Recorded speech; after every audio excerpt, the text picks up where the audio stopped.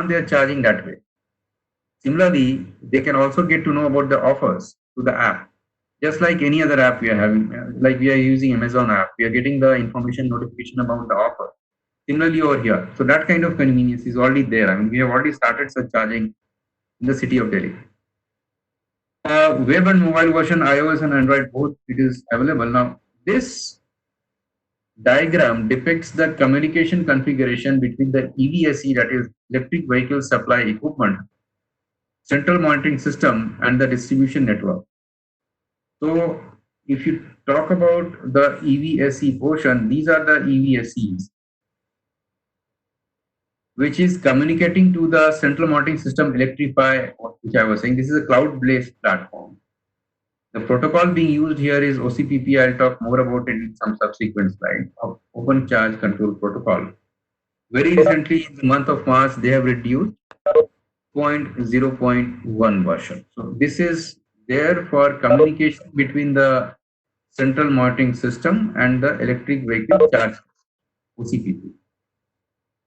Now, this central monitoring system, what it does is, it is calculating the threshold value of loading of this distribution transformer to which these EV chargers are getting fed. And there is a trigger for stopping it, making it inoperative, making it available, and maintaining an audit trail as to when it was made available, when it was made inoperative or partially inoperative. So there is a pull configuration interval is there. I mean, there is a web service web API in the head-end system, which pulls the information from here. And the head-end system is there for the smart meters or the AMRs, which is recording the data for the DT. So there is an AMR or the automated meter reading, smart meter on the distribution transformer end. Through the dematerialized zone, there is an MDM. And MDM HES is reading through the MDM. So what is happening is this HES is getting the data through MDM, getting this CMS is getting the data, and basis the threshold data it receives, it decides here whether to send in signals through OCPP to the EV charger, whether to throttle it, partially throttle it, or completely throttle it, or maybe throttle one charger, leave others. So multiple combinations are there. And this is computed on a dynamic real-time manner, and therefore the managing of the charging, active managing of the charging is being done. So the idea is to enable the distribution transformer to function without getting overloaded. So typically what happens is we are okay if they are optimally loaded at 60 to 70%. Then that is the band in which the I2R losses and the copper losses are almost equal, and therefore maximum efficient operation is there. So we try to prevent overloading of the transformer beyond 70%. And if it is going there, through this, we have to monitor and control. Because the loading of the transformer will never be 70% for entire stretch, 1 hour, 2 hours, 3 hours. It could be momentary, except in peak summer days when it could be a plateau load. So with this, this is a very broad view of this. This is a slightly deeper view. There is a DISCOM, SCADA is there, or now we have called DERMS. I'll show you in the subsequent slide. There is a DERMS, which is pulling the data head-end system to the head-end system firewall.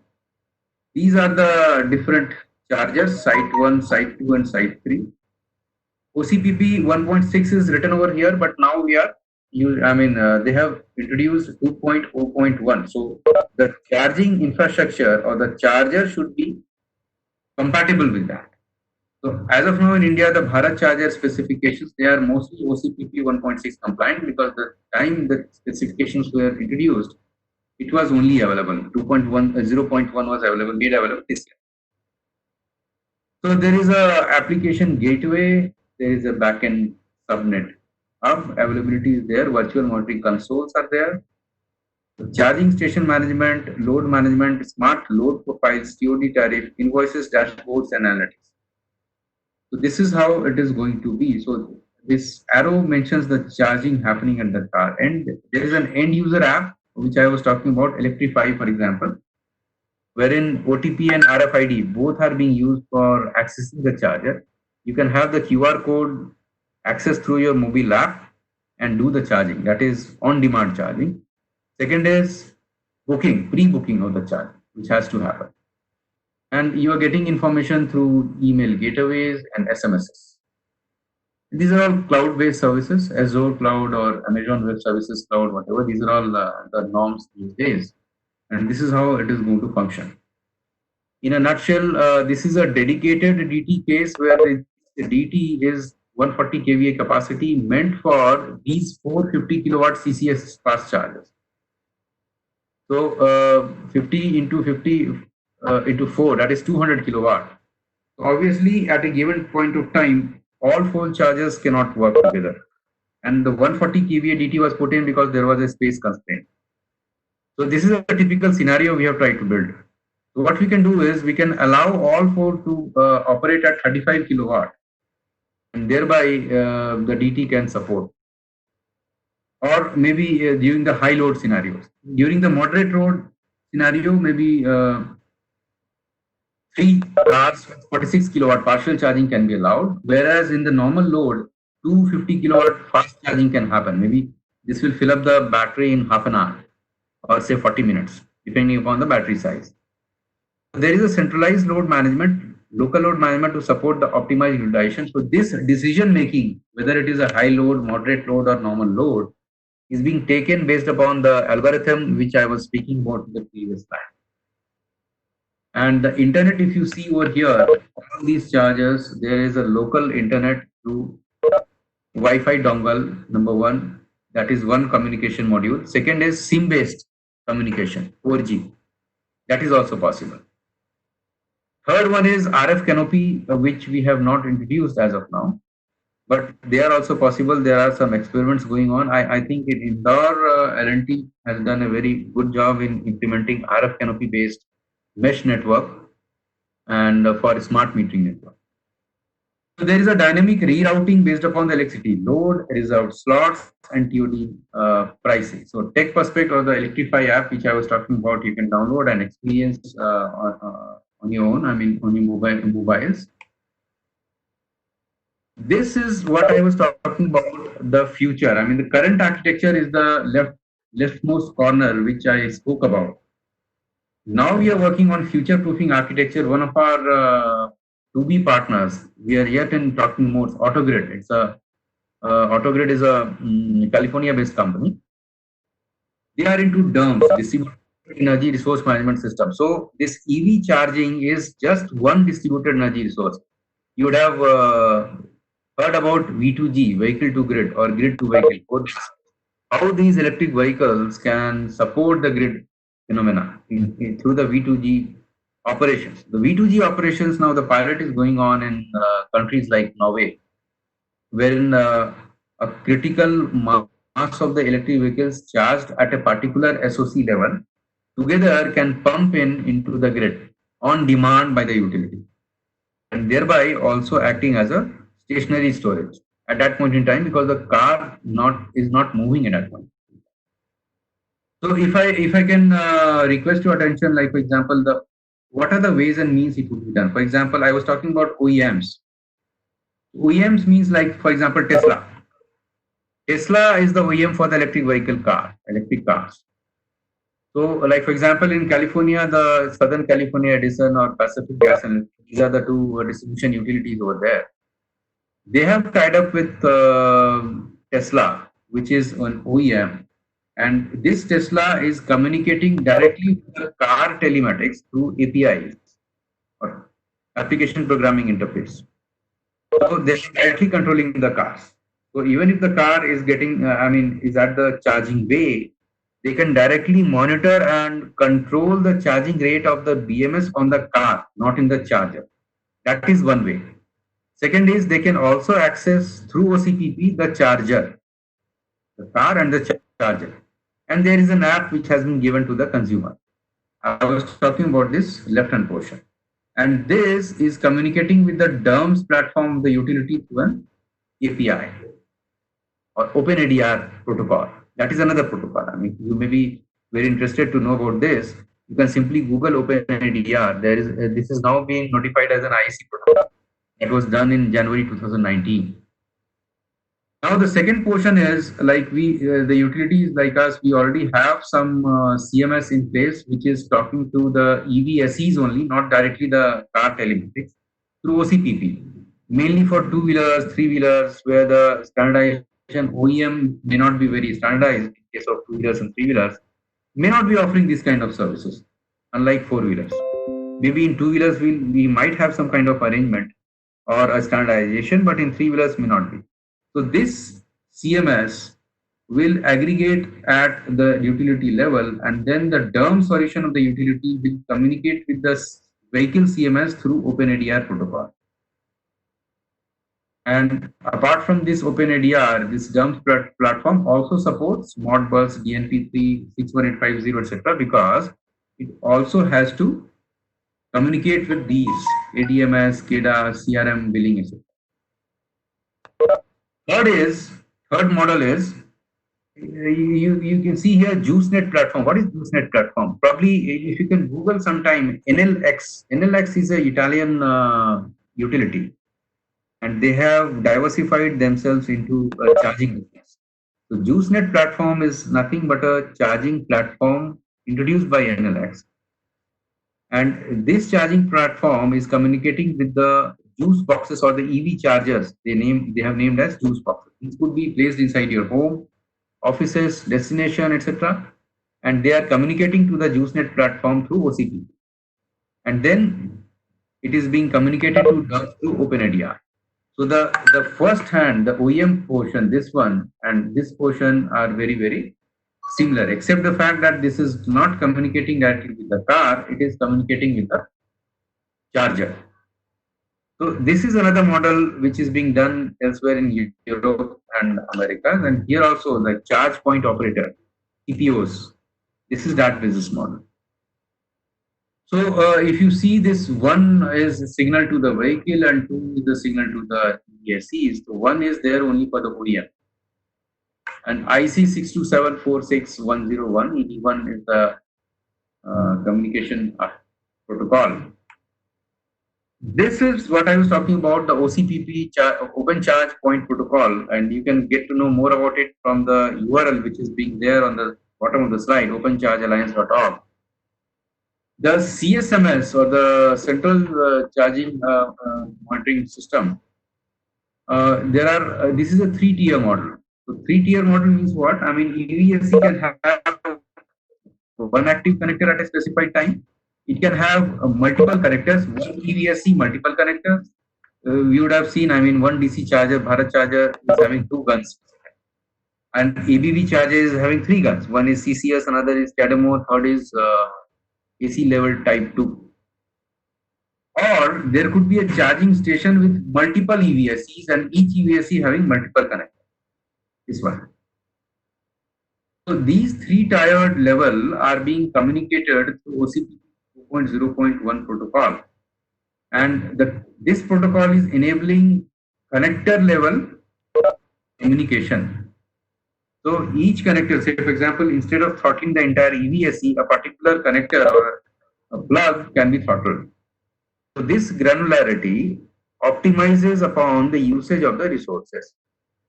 So for a utility, it is very simple. I mean, there is a single smart meter here. I can simply switch it off.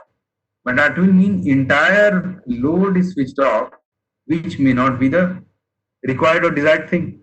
I would like to switch off maybe only a particular EVSE in the station, or only a connector. If I switch off maybe for 15 minutes, I'll be able to manage the show. Therefore, the inconvenience to the consumers will be reduced. So therefore, this kind of granularity was required, and in OCPP 2.0.1, they have introduced this. Utility, of course, I mean, we are facing consumers, we are having vendors as our partners, we are communicating with the standards community. Like CEA, they are developing certain regulations. Department of Science and Technology, along with Bureau of Indian Standards, they are developing certain standards and protocols for plugs, for charging, fast charging, medium charging, slow charging, etc. We are all there. I mean, utilities have to partner, and we are partnering with the DST, Government of India. We are partnering with the regulatory commissions for introducing them in the policy. framework. If you are interested more knowing about this, please visit CA's website. In their regulation section, they have introduced certain regulations about what are the safety regulations for charger. You can refer to Forum of Regulators website wherein they have come up with certain material. See, I'll give you some case studies here, and if you are interested, there are n number of materials, including like if you can see in the footnote, Smart Electric Power Alliance 2019. This one is taken from there. You can visit their website and look forward to all the use cases of Internet of Things, smart charging, how it is happening, and how it can be incorporated in the policy level or the regulatory level. This is the proposed EV TOD tariff that we have proposed to the Commission in Delhi. If you see, we have proposed almost up to 46%, 44% loading on the tariff.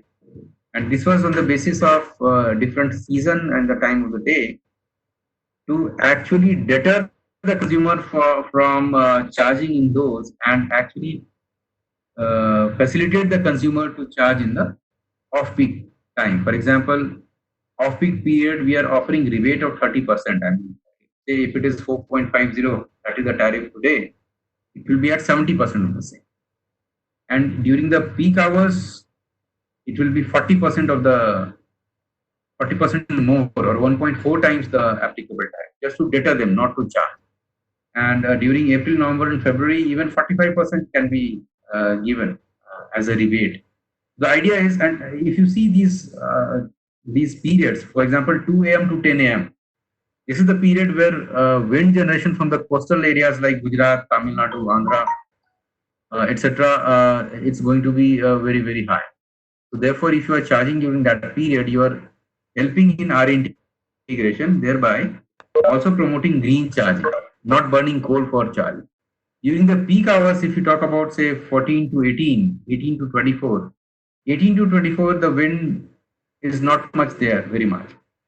14 to 18, yes, you have solar, which is there in the peak. So here there is a bit of caution. Instead of 40%, wherever there is a solar panel over there, so the idea is you can charge the vehicle, but not from the grid, because you'll be charged at rate of 1.4 times or 1.4x. Therefore, you charge the vehicle during 14 to 18 hours, there's no problem. But you charge using rooftop solar or wherever you are parked using the solar. Now, also in the night, if you want to charge during this period, use battery storage, which would have been charged using solar in the day. The idea is to deter the drop from the grid. Net demand from the grid should be lesser. This is a typical noodle chart that we say. In the top portion of the noodle, this portion is a typical summer curve, and these are typical winter curves. And this shows you the current TOD applicable, which is plus minus 20%. If you can see 120% and 80%, that is the bandwidth. And this is generic TOD, which is applicable also in EV as of now from May to September. What we had proposed in the previous slide is for the entire year. If you see the period for the entire year, two objectives: A, RE integration for charging; B, management of overloading. So overloading is there only for 5 months in a year. Say for example in Delhi. For the balance 7 months, we need to promote charging during the time of the day where the RE integration, generation is. So therefore, the need for the TOD and TOD. This is a view of what in Delhi it is happening. This one is at a grid substation in South Extension Market, and these are Blue Smart, all EV platform taxis which are operating in Delhi. The bottom portion, this is there at our corporate office, and this is our corporate electric vehicle fleet we are using for now. October 2018 we started, some of them through ESL, some of them through other vendors. And we have been very satisfied. Even our drivers have been very, very satisfied. This is the chaos which we want to avoid. I mean, this is a very common sight in e-rickshaw charging. How unsafe it is in terms of mangled wires, inefficient chargers, unsafe chargers. So now we are working together with the government as to how to regularize them through managed charging concept and battery swapping concept, wherein the usage of Internet of Things or IoT or sensors becomes very, very important. So we have a lot of fire hazards and fire incidents which have happened due to the unsafe electric rickshaw charging, and which we are now working on. A summary, I would like to summarize the corporate transition to the EV fleet or the role model for early EV adoption. Promote distributed EV charging infrastructure. TOD, TOU rates for EVs are very, very important. Active managed chargings, automated demand response for public charges based on state of grid loading. Herein comes the role of the IoT and the smart charging architecture, as well as smart devices. V2G is, yes, there. It will be tested for ancillary services. Ancillary service market, by the way, is now being worked upon the Central Electricity Regulatory Commission in India, and they are going to expected to produce these ancillary regulations in next year. We are also working with them. I was talking about the case studies. These are the three utilities: SDG&E, that is San Diego Gas Electric, Pacific Gas Electric, and Southern California, all in California. And CPUC, for example, they have a ZEV or Zero Emission Vehicle Tariff Rebates and Infrastructure Pilot Program. And this is being done by CPUC, that is a Regulatory Commission of California. Just like in Madhya Pradesh, we have MPERC, or in Delhi, we have DERC. Initially, the regulator decided that in 2011 that the utilities will not be allowed to set up the charging station, just like in India. In India, we are not allowed to do so. We cannot own the charging station. We can do the backend infra, but we cannot own the charging. But in 2013, they said that utility-owned charging station versus large private EPC operator, they said utility-owned infrastructure is not the approach for maximizing innovation, cost reduction, customer choice, and customer ownership of EVSE. This was the argument by the companies. So in 2014, what happened is CPUC allowed utility-driven model and case-to-case, and they started granting approvals when the utilities can come forward and implement these charging stations owned by them. And utilities have to show the benefits. I mean, this is very natural. You have to see that if you are socializing the cost, you have to socialize the benefit. So the annual revenue requirement, ARR, should also see there is a rise in the benefit. There are ways and means to evaluate that. So in January 18, they talked about the concept of rate limiter and expansion of the EV network to the disadvantaged communities, wherein the private charging network operator will not like to go. It's not very beneficial for them. So thereby creating an artificial scarcity. So there was a need for the utility to serve all the communities, which is also the case in India, all the communities, and they are also, I mean, even if they are living in a jyoti colony, they are entitled for an electric vehicle charging infrastructure.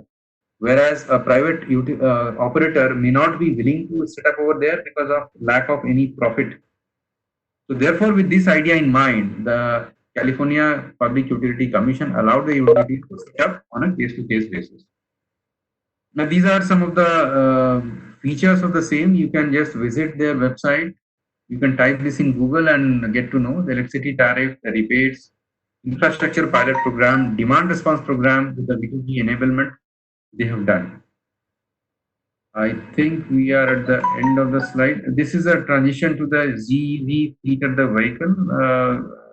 We are, by the way, a member of EV100 Alliance, the Global Alliance, Electric Vehicle 100, by the Climate Group of the United States, where we have committed that we will transition our mobility, corporate mobility, to electric vehicle by 2030 or before, and also promoting schemes for our employees, for our vendors to go electric in terms of two-wheelers, three-wheelers, and four-wheelers. We have tied up with the OEMs of two-wheeler manufacturers, even four-wheelers. Thank you. We can now take some questions if we have. I am done with the slides. Thank you all. Thank you, Abhishek. I request participants either to write their question in the chat box, or I can unmute them and they can ask questions if they have any.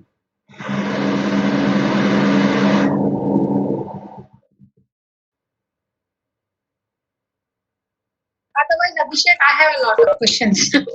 Yeah, probably. Yeah, I'm very curious to know that why in India we are still not able to implement TOD, which is so important, which is so important. So, are you in as a private utility in Delhi? Are you able to implement that? Yes, ma'am. TOD is there only for C&I consumers, not for the residential consumer. One simple reason is there. I mean, Okay. the residential consumer tariff is highly subsidized. Okay. And if I say highly subsidized, that means at the cost of the C&I tariff.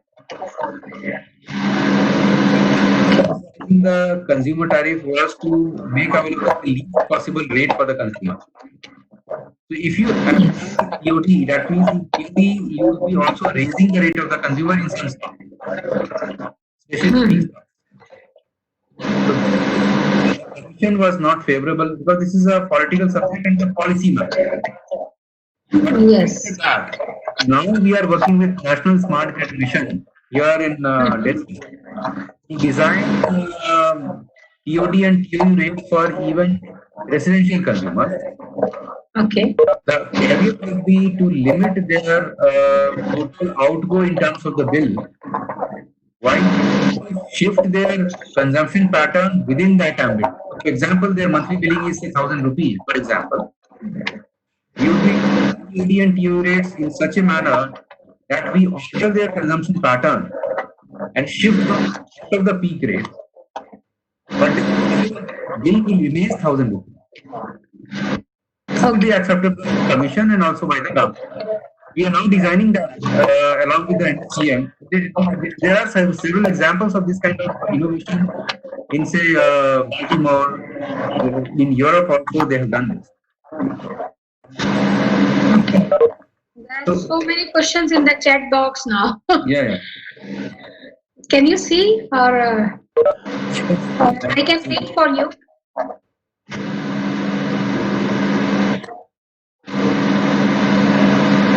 See the chat box, but questions I can't see. Yeah, I can just read that. Yes. One question is, sir, what type of transformer are being used? I don't know where he is asking what kind of transformer. Transformer, sir, is ma'am, is distribution transformer. The typical distribution transformer any utility uses, normal one. There is no specific transformer for this. So what we are Yeah. I mean, the electric vehicle charging infrastructure is going to be a part and parcel of existing network. Parallel network for EV charging. So Okay. existing distribution transformer is going to be used. No specific distribution transformer. No specific. And what about sourcing and sinking during battery charging? That is the question by Mukesh Sharma. During battery charging. What is sourcing and what is sinking? Battery charging, I can understand this is electric vehicle battery charging. Sourcing and sinking during battery charging. No, Sinking. I can if I Yeah. able to comprehend this. Battery management system inside the vehicle. You charge the vehicle. You plug in the vehicle to a AC plug point. You plug in the vehicle to the DC charger. So, plug in the vehicle to the AC plug point. There is an on-board charger which converts it into DC, and the rate is monitored and controlled by the onboard charger, a battery management system. And then done from a DC source or a DC fast charger, that onboard charger functionality is not required. Directly battery BMS is interacting with the charger. Management system of the BMS of the battery is aware of the SOC or the state of charge of the battery. Therefore, in the state of the charge of the battery, it will control the output of the charger. Even if the charger is say 50 kilowatt capable of giving output, but if the SOC of the battery has already reached 80%, say, or 90%, even if you turn the DC charger, it will not allow the charger actually to push current of power into the battery because the charger has already, the battery is already charged up to 90%. So typically what has been seen is the moment SOC of the battery reaches around 95%, then the rate of the battery reduces drastically. This is for the safety purpose. So as not to cause charging and blast in the battery. I'm not sure whether Another you one. were listening to this. Yes, please. Yeah. Please go ahead. No, it's fine. I mean, so maybe I was able to answer this. Yes. Yeah. And Justin is asking that with large number of battery storage coming up, won't the disposal of battery pose a huge problem in future? Yes, very much a good question about it. Yes, lead acid batteries will pose a lot of problems in the future. But now we are moving to more cleaner technologies like lithium technologies are there. Now you talk about sodium sulfur, sodium air, aluminum air battery technologies, which can be easily recycled or reused. Second life of the batteries. Unlike lead or acid, very difficult to dispose of. So we are now moving towards nickel or lithium family of the batteries. Nickel NMC is another member of the same family. Lithium iron phosphate LFP is a member of the same family. So maybe it's interesting to go through the ABB handbook, or even there is a World Bank handbook. Maybe I can pass on the link to you, ma'am, wherein they have mentioned about how this recycling will happen. So that will be very useful. Yeah, same kind of question is used by Hangarajan ji, that whether extensive use of IoT will create huge electronic waste. Any research on biodegradable IoT device? See, IoT devices are here to stay. I mean, they are everywhere. In our Yes. mobile devices, in our laptops, everywhere. It's there in our even. I mean, pacemaker inside our heart is also an IoT device. Yeah. It is always everywhere. But the point is, yes, you talked about the biodegradable, how to make it degradable. There is a regulation by Ministry of Environment and Climate Change of Government of India in 2016. It came up with a regulation.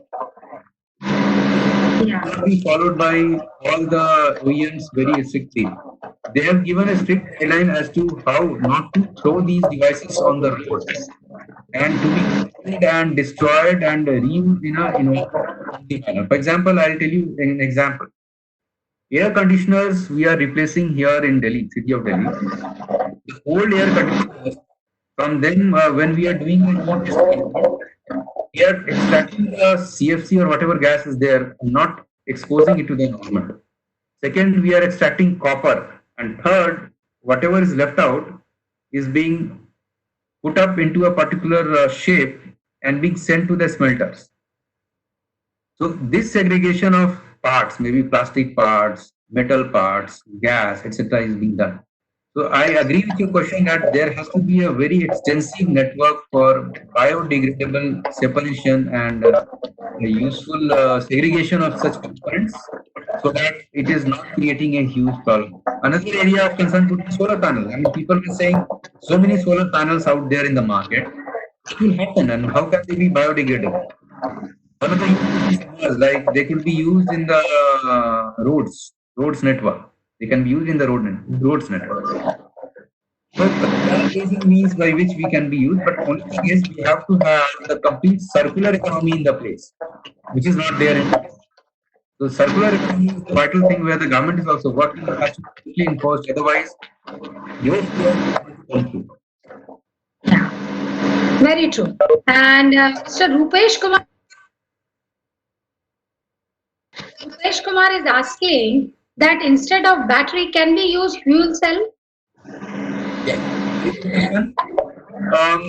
Indian Oil, IOC, Indian Oil Corporation, they are working on this fuel cell powered buses and in Delhi, in Rajkot area. And they have been able to do it on a pilot basis. There are few fuel cell buses, hydrogen buses as they're called. They are being done in the city of Delhi. How to store hydrogen? Conditions. Otherwise, if that condition is met, the fuel cells is going to be a very other clean option, another clean option. So yes, the work Yes. is going on that front. Yeah. And one participant is asking Kameshwar Rao is please, sir, please suggest some of the website from where we can get the data of power utilization load on grid data. Yes. I request you to refer to POSOCO website, NLDC. Yes. There you will find granular data of your department. Maybe if you want 15 interval data, also SCADA of special energy meter, that is there. You can go to RLDC website. For example, Madhya Pradesh data you want, you can go to WRLDC's website. If you want state level data, you can go to the MPSLDC website or any state website. So they are mandated to publish. For example, if you go to Delhi SLDC web page, we are mandated to publish all the data related to SCADA, loading data, 15-minute time interval as of now. Going forward, when the Samast is implemented, maybe we will go for 5-minute interval. So that you can get. This is freely available.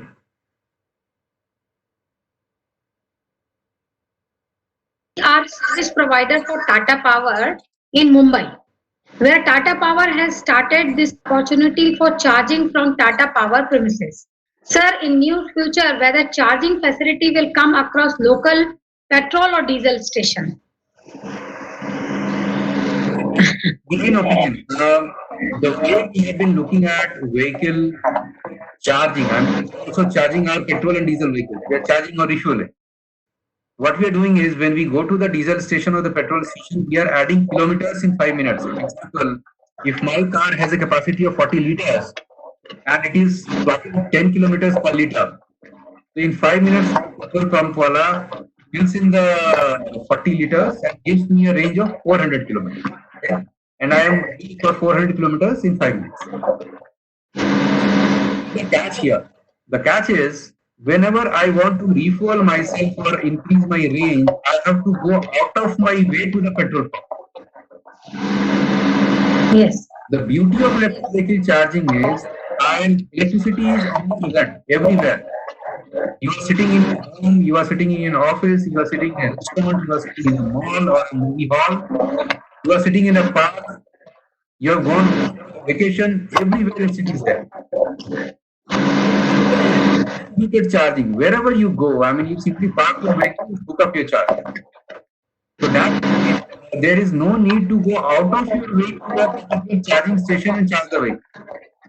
So that the charging station will be there, yes. As you are saying, IOC or BPCL, they are trying this model.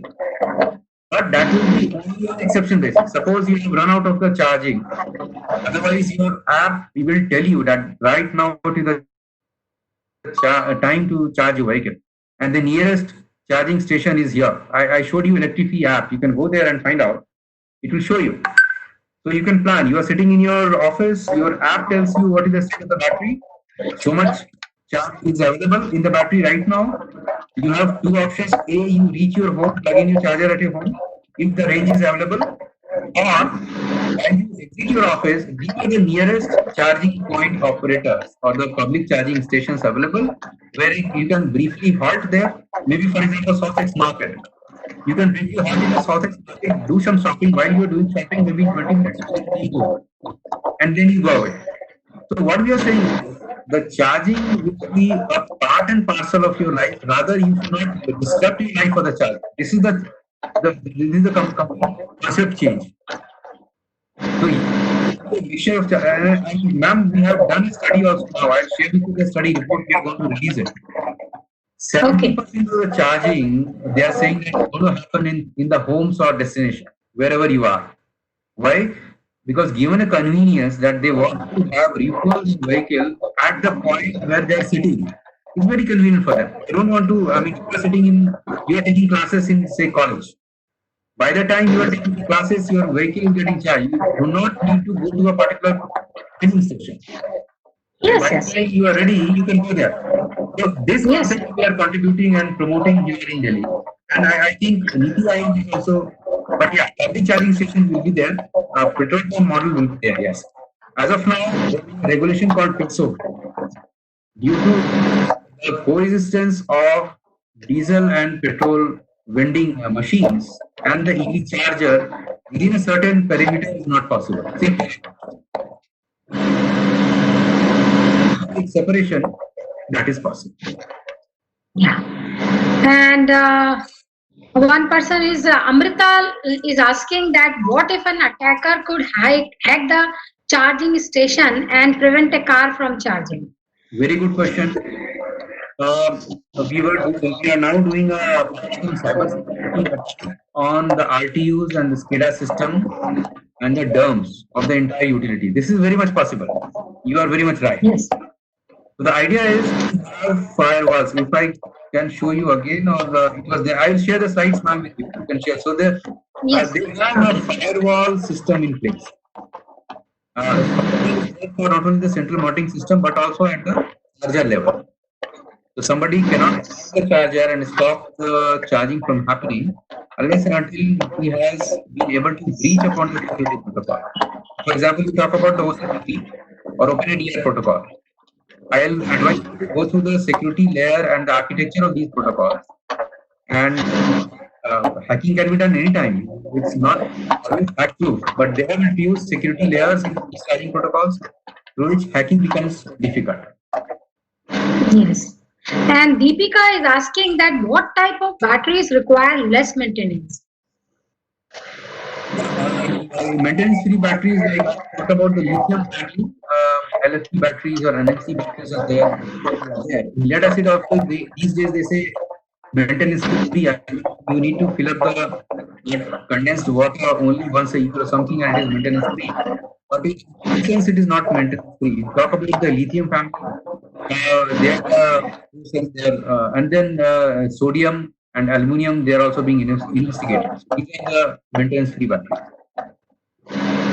And Sai Kumar is asking, what is your opinion about battery swapping in electric vehicle? It is a very good option. We are doing a pilot also here in Delhi. In fact, Ola Electric Mobility has done such pilot in Gurugram, and battery swapper looks like, I don't know if you have seen the equipment. It looks like a large refrigerator or an almirah. So these companies like Exicon, Delta, etc., wherein the model which I saw can charge 20 batteries at a time. And these are all lithium batteries. One requires 2 batteries. That means you are charging 10 e-rickshaws at a particular time. So the time required for swapping the batteries is less than 2 minutes or 3 minutes maximum. Because these batteries themselves are very heavy, maybe 10 kilo each, 10 kg each. This is a very good idea for 3-wheelers as well as 2-wheelers. But for 4-wheelers, it will not be feasible, because if you see the battery structure of the 4-wheeler, like Tesla, for example, this is spread throughout on the floor. So this is difficult to replace. And may not be, they give a kind of range. Right now, for example, Hyundai Kona is there now, Nexon EV. So many vehicles coming up, they are coming up with a range of 300 km plus. So swapping may not be desired for these vehicles. But for the smaller range vehicles like 2-wheeler, 3-wheeler, where the range is maybe 20 kilometers, 80 kilometers, swapping becomes a very viable option. This is being. Yeah, Justin is just saying that I think probably in future we will be using one of the planet in our solar system as dump yard for disposing e-waste. I think this should not happen. Actually, we should have some mechanism for treating our waste in a proper way. Vijayam is asking that is there any concept of super battery, a much safer, more powerful, longer lasting and less expensive battery, so-called super battery? I'll give you an example. Super battery, I mean, there is no limit. You can design the degradation profile, make it more efficient, standby time is increased. And if I understand your question of super battery, it is long lasting. Long lasting. I mean, so it can pump out more power and it can last long, because every battery will have a degradation profile. It degrades over a period. So, for example, it is in terms of number of cycles. But what is happening is in the same space, much more being packed thanks to compaction in the cooling mechanism. Because the more powerful the battery cells are, more is the cooling requirement. Maybe you would have seen Power Grid's project, Smart Grid project in Puducherry, where they have displayed and they have introduced, one is LFP battery, another is lead acid battery, 500 kilowatt each. So, and these are all containerized batteries. So in the container, you have battery cells and interspersed with the cooling mechanism, because battery cells require intensive cooling, HVAC has. So companies like Fluence, ES, these companies, what they've been able to do is compact the size of the battery, packing more power per square meter of the battery size, by introducing more efficient ways of cooling. That is the only reason for making the battery safer. Otherwise, if batteries are not cooled properly, it will blast. Okay. Both in the charging and the discharging time, more so in the charging time, the cooling requirement is very, very huge. So yes, super batteries are there. In terms of the kind, how do you define that? What is your need? So the batteries are configured as per your need. Super battery, understand, cannot be just like sun. It cannot be everlasting. But yes, it can be long-lasting, depending upon the use. Srinivas Rao ji is asking that, sir, I have observed some batteries works well in the early use. As time progresses, efficiency of battery reduces. Is it same for EVs? Yes, for EVs, but then they guarantee the performance of the batteries in advance, because now the batteries are designed with a suitable degradation curve. You know what is the performance going to be. There are two ways to design the battery. A, you can maintain the constant throughput of the battery. That way, you as an end user will never feel the pinch of degradation in the battery. I'll give you an example. Say, for example, your output requirement is 10 kilowatt flat for the next 5 years, 6 years, 7 years, whatsoever. The battery has to be designed in an over-designed fashion. That is point number one. So that even if it is degrading, the throughput is 10 kilowatt always, and you are not feeling the pinch. That is one. Second is, incrementally, whenever there is a degradation in the battery output, suitable modules of the battery cells are added, because these are all modular architecture. So therefore, the throughput is not impacted. Accept the degradation profile and say that yes, I know that today it is 10 kilowatt and tomorrow maybe 1% lesser, and so on and so forth. The degradation profile, generally they say the guarantee is up to 20% over the period of say 10 years of the battery life. I'm talking about megawatt size scale battery. These are the user requirement, and of course balancing with the cost. Yeah. And Mr. Dugiral Venkata is asking, how can we measure the load and balancing the load of power? Do we have any power equation and IoT component integration? What I was trying to show you, sir, was the distribution transformer, the load, instantaneous load is measured by the smart meter. And load is being fed to the head-end system of and the meter data management system of the utility. System of the electric vehicle charging station on a continuous basis is following this or pulling this data from the MDM or HMS. Their mechanism through APIs. Application programmable interface being written. Within every 15 minutes or every 5 minutes, it can be timed. It can pull the data from the HES or the head-end system of the meter of the distribution transformer. Is through the OCPP protocol, it is also having the current state of the charge of the electric vehicle charging station. And there is an algorithm with which it balances and then controls or gives the command to the chargers through OCPP protocol. Now, if you talk about the IoT devices, what is the IoT device? The IoT device or the sensor would be a certain relay which is there inside sitting the charger.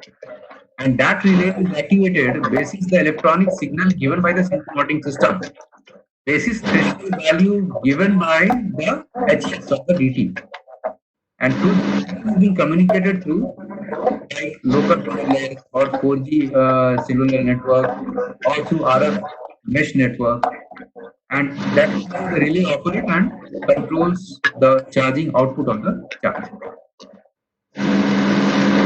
Yeah. Kuldeep ji is saying that how much chances of accident, likewise fire due to overcurrent due to batteries in electric vehicles? Yeah. So this is a very pertinent question, and very important one, especially in our climate like 47 degree, 48 degrees Celsius temperature. Bhopal also I know, and Delhi also likewise. So the charging rate of the vehicles reduces during the high temperature period.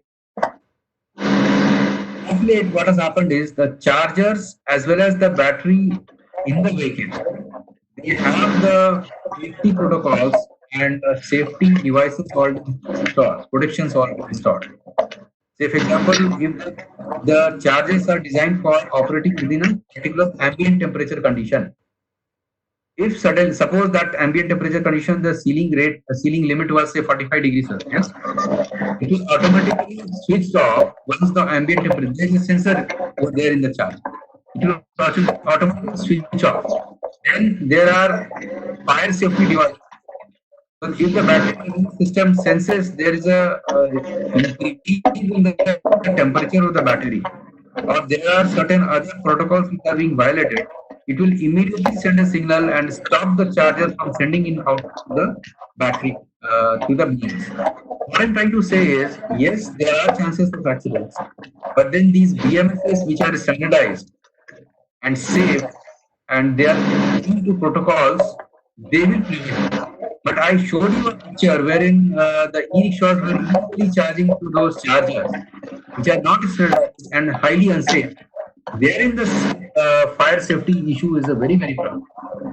So the standardize this. So may I request you to go through the safety regulations also, where they have seen what are the safety regulations required for each of these e-charger and the battery. If they will reduce the chances of any fire due to this. For example, in the history of almost 2 years now, we have not encountered any charging problem or overheating problem or fire problem in the fleet that we use, because we are using a controlled environment and as per the norms. But we have seen many such accidents in e-rickshaws getting in the vicinity of Delhi or inside Delhi, some area which is very unsafe. They are not following any protocol. So be very cautious about these things. Yes, and I think so many people are saying this is a very, very informative lecture and they are thanking you. Just the last question, and then we can end that how much chances, one person, Himanshu, is saying that can we use concept of superconductors? So we can apply super battery, apply it in a super battery. Yes.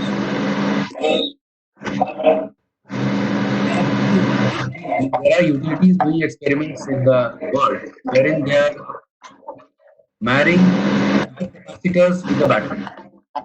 The supercapacitor response time is very, very fast even compared to the battery.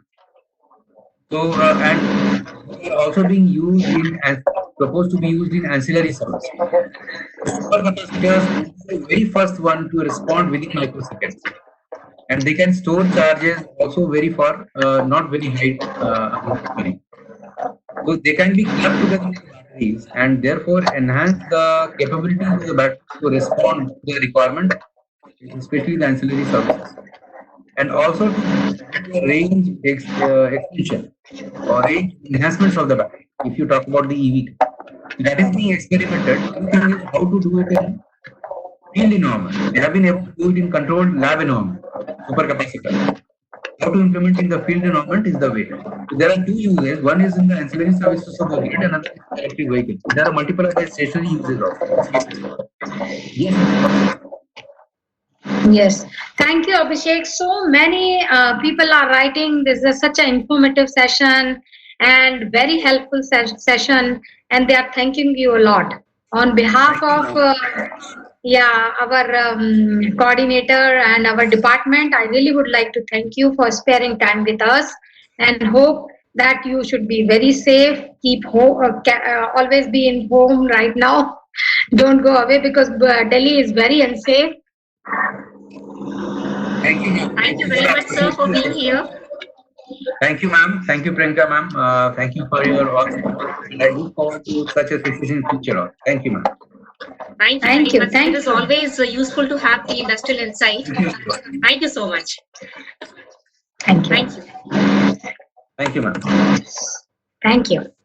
So, Priyanka, now we Yes, can ma'am. start filling that feedback form and other formalities like quiz. I So think, ma'am, first, I'm posting. Yes, please post, yes, ma'am. yes. Yeah. So we are facing little problem with the IoT our mail. So what we are doing, we are pasting the link in the chat box. So Priyanka, first should we go for quiz or feedback? What do you I suggest? think, ma'am, the quiz should be the first one that we should offer because that will take some time and we will allot Yes. certain duration of time to them. Let us say Okay. Fine. 20 to 30 minutes of range. And meanwhile, those who have finished off with the quiz, they can go ahead with the feedback. We will post a link for the feedback after 10 minutes. So we'll first Okay. have the quiz. Okay. Achha, meanwhile, first of all, I would like to point out that is there anyone who hasn't filled the information? We sent the Google form yesterday. So anybody who hasn't filled up the information, please fill it up over there as soon as possible. We would like to have that information for the purpose of certificate generation. So I'm pasting the link for quiz first, ma'am. Okay.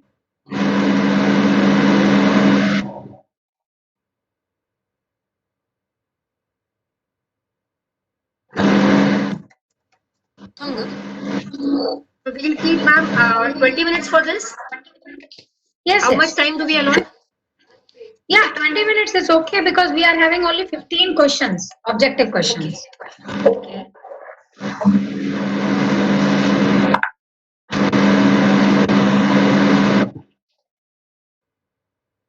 This is the link for quiz and time is 20 minutes. Please go ahead everyone by clicking on this link. I request everyone to go for the quiz by clicking on this link. And please keep your mics muted. I have been trying to mute everyone every now and then. Yes. So those who have any difficulty for accessing this chat box, please come forward. We will find out what are the other way. Otherwise, if even if you are logging through the mobile, you are able to access the chat. So just please click this link which is posted by Priyanka in the chat box. So we are allotting 20 minutes time for the quiz. So you can start. If somebody who has seen this, okay.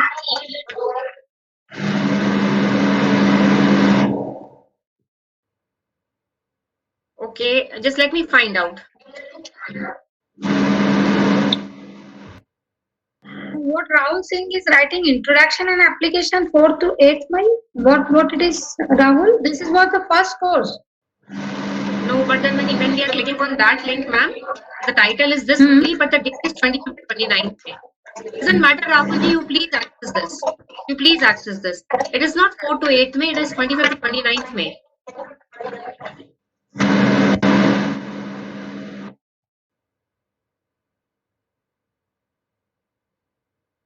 So by mistake, actually, we have not removed the title actually. No, it is coming 25th to 29th May. No, ma'am, but yes. No, the Priyanka, I title is opened. I opened. Yes, ma'am, I have also opened. The title is not correct, but the date is correct. Yes. Okay. The title is not correct, but the date is correct. Right. You please go ahead with that. Doesn't matter. Please. Yeah. Someone is writing that Vijayan Sharma is writing, Madam, link did not appear in my chat. So once again, you please paste. Yes, ma'am, I'm pasting. I just am seeing this. So this might be the then she is writing again that did not receive the link. You please see. Okay, so the link here is the link. Now Vijay is saying it's okay. Divika is saying I could not open. Please try. There might be some internet issues in your end. If you are able to see the link in the chat box, I think you will be able